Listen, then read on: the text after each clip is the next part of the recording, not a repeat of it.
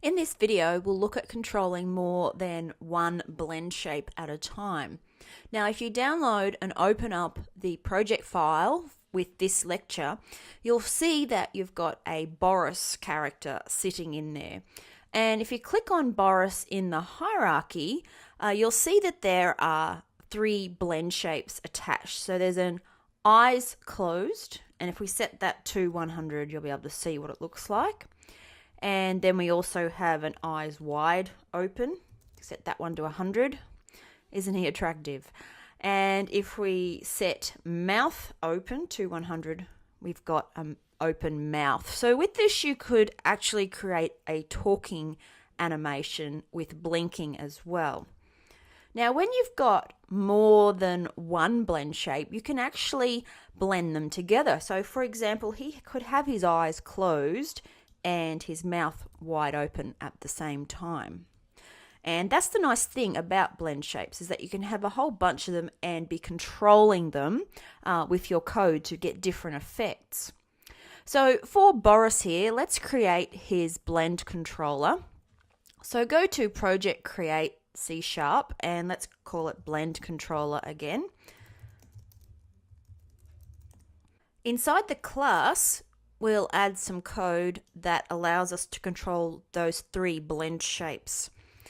So here's the inside of this class. So we've got a blend shapes, again, skinned mesh renderer that you need to create and then also grab and set up in the start function. And for each of the different blend shapes, we'll have three float values that control them. So we have a blink, an open, and a mouse Y. The mouse Y we'll use for opening and closing the mouth, and the open will open up the eyes and blink will shut the eyes. Now, down in the update function is where all the work happens. So we have three lines that grab the input. The blink will be the up arrow key, the open will be the right arrow key, and the mouth position will be based on the Y position of the mouse on the screen. And then after we've grabbed those inputs, underneath that you can see there's three set blend shape weight lines, one for each of the different blend shapes. Remember, the first one starts counting at 0, so the blinking one is the 0 numbered blend shape. Then we have 1 and 2 in order. Of course, you might have 5 blend shapes attached to your character, but you don't need to use all of them. You can just use the ones you want. Okay, so we've got that, so save that, and we'll go back into Unity and attach that code to Boris.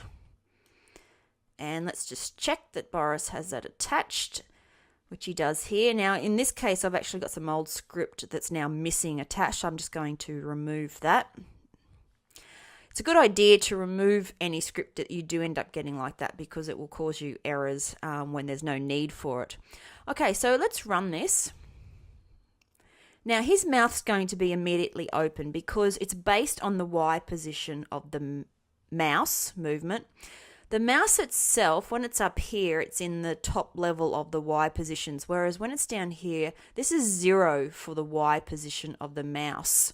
So as I move the mouse up, you can see that it's controlling the mouth. And if you look over here at the blend shape for the mouth as well, it's getting the Y value of the mouse. Now that goes to 100. Any value beyond that is still the same as putting 100 on. So for the first 100 pixels between 0 and 100 for the mouse position is where we're going to get the mouth opening and closing, like that. Now you've also got your other arrow keys that you can use too. And the up arrow key will make the eyes close. And to blend these together, you can actually hold the up arrow key and move the mouth as well. And the side arrow key will open up his eyes like that. So you can actually create quite complex puppetry using these blend shapes to get your animations quite complex, and are really great for using for facial animations.